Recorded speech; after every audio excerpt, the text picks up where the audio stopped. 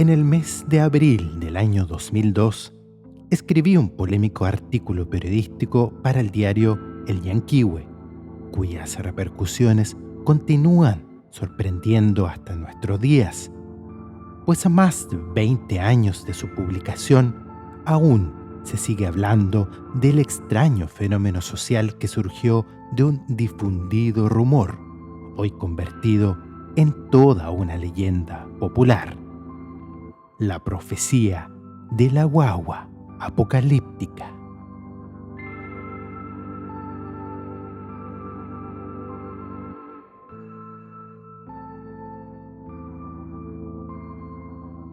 Quienes analizan esta publicación con ojos del 2023 y no dudan en tildarla de un claro caso de fake news junto a otros famosos como la autopsia del extraterrestre de Roswell, los ataques del chupacabras en el norte y sur de Chile o el caso de la mamá chilena con 58 hijos, no han tomado en cuenta ni el contexto ni el trasfondo que dio origen a esta historia. La llegada de un nuevo milenio estuvo marcada por verdaderas visiones apocalípticas transmitidas por los medios de comunicación. Fue el tiempo en el que la temida falla I2K amenazaba con volver a las cavernas todos los avances de la computación hasta entonces. Tan solo un año después se produjeron los ataques a las Torres Gemelas y el mundo entero quedó en vilo ante la magnitud del desastre y la enorme pérdida de vidas humanas. Así las cosas, los primeros años del nuevo siglo comenzaron cargados de temores y trágicos augurios. La tradición cultural del sur de Chile está cargada de mitos, leyendas que incorporaron lo sobrenatural como una forma de explicar ciertos sucesos. No solo están arraigadas en la cosmovisión de sus habitantes, sino que se traspasan de generación en manifestaciones como la música, la poesía y la literatura fantástica. Aún así, la leyenda de la guagua apocalíptica parece completamente ajena a los personajes propios de la cultura mitológica del sur, cuyo principal referente se ubica en el archipiélago de Chiloé.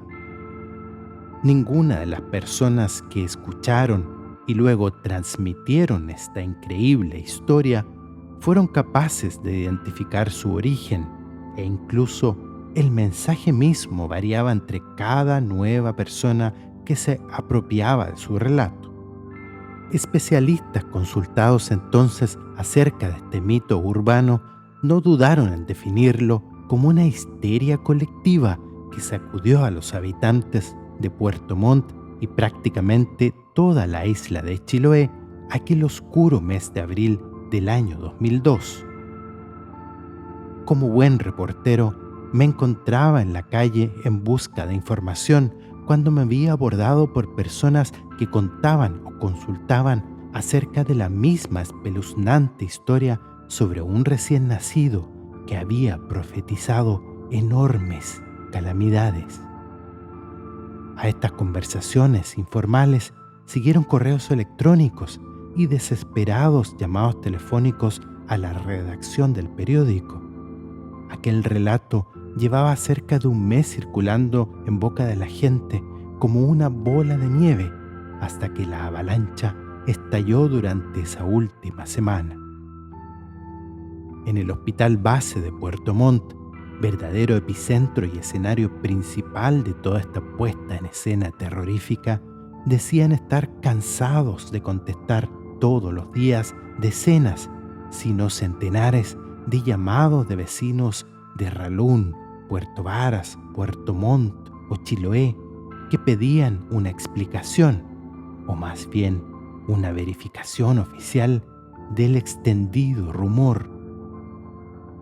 Las propias enfermeras clamaban para que las jefaturas dieran una declaración pública y terminar de una vez por todas con la histeria. Intrigado por el enorme alcance de este fenómeno social, debatimos con mi editor la posibilidad de publicar una noticia que diera cuenta de esta inusual situación y del pánico generado en la población, pero que al mismo tiempo permitiese una aclaración formal y una explicación por parte de expertos en la materia. En este sentido, no se trataba de dar validez a un rumor, como muchos interpretaron aceleradamente, sino que dejar constancia de un suceso que a todas luces constituía un foco de preocupación ciudadana y al mismo tiempo propiciar un análisis con explicaciones racionales y científicas que de alguna manera entregaran más elementos de juicio a los lectores para ponderar los rumores de la calle. Para ello, primero teníamos que contar en qué consistía el mencionado rumor y entregar todos los detalles de la historia, por más escandalosos que estos pareciesen. Esta dice así: entre el 10 y 15 de marzo de aquel año, una mujer embarazada procedente de la comuna de Chonchi, en Chiloé, viajó hasta el hospital base de Puerto Montt con la intención de dar a luz a su hijo. El parto sucedió de forma normal y el neonato fue extraído del vientre materno sin complicaciones. Fue no obstante mientras la matrona limpiaba al bebé que ésta comentó asustada su feo aspecto. Fue entonces que la misma guagua respondió aquella frase alzando la voz para decir: más feo será lo que ocurra el 15 de mayo. Esta es la historia principal, puesto que los detalles del mito variaban según el interlocutor. En algunos relatos no era la matrona, sino un médico o una enfermera quien recibía el impactante mensaje premonitorio. En otros, la fecha del desastre profetizado era modificada por una anterior o posterior. Así también había quienes le atribuían severas deformidades al recién nacido, como un tercer ojo o la ausencia absoluta de huesos en su cuerpo. El relato, eso sí, culmina con la muerte del bebé y de su progenitora.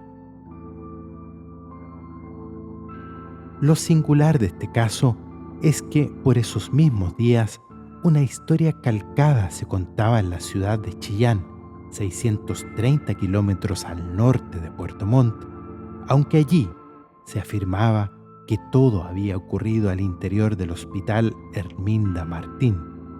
En estricto rigor, el trasfondo de esta verdadera novela de terror era el mismo, con la única excepción de que aquí la matrona en cuestión había terminado internada en un recinto psiquiátrico. Lo insólito es que el mismo guión de esta historia surgió en otros países poco antes que en Chile. La leyenda de El Niño Feo comenzó a circular poco después de que un terremoto desatara destrucción y pánico en El Salvador el 13 de enero del año 2001. La profecía del bebé que anunciaba un nuevo y más mortífero movimiento telúrico un mes después, o sea, el 13 de febrero, se extendió como la pólvora. También en este país, la leyenda se difundió con diversos matices, uno de los cuales, casi irrisorio, afirmaba que no había sido un bebé el portavoz del fatídico mensaje, sino que un repollo que habló en el mercado central de San Salvador. Lo cierto es que, pese a este sinsentido, mucha gente lo creyó y temió sus consecuencias. Esta misma leyenda popular se escuchó en México y en Colombia, donde su propagación fue similar a la de un virus pandémico. En cuanto a si la profecía de la guagua de Puerto Montt se cumplió, debo decir que no hubo catástrofes ni cataclismos que alteraran la tranquilidad de los vecinos del sur en las fechas profetizadas en la historia. Solo recuerdo que unos días después, el 15 de abril, una inusual varazón de cardúmenes de peces de agua fría se produjo en las costas de Maullín y Corral, provocando cierta preocupación, dado que un fenómeno similar antecedió al devastador gran terremoto y maremoto de Valdivia del 21 y 22 de mayo de 1960. Entonces se detectó una inusual presencia de jibias, una especie marina que habita en profundidades de hasta 500 metros bajo la superficie. Esto previo a que olas inmensas se extendieran por toda la costa como ondas de destrucción masiva. Ese año 2002, en tanto, aquella varazón de peces no constituyó un aviso premonitorio de calamidad alguna, como muchos pronosticaban, ni tampoco hubo hechos anormales en los meses inmediatamente posteriores. Absolutamente nada que no hubiésemos podido calmar entonces con una buena taza de café con malicia.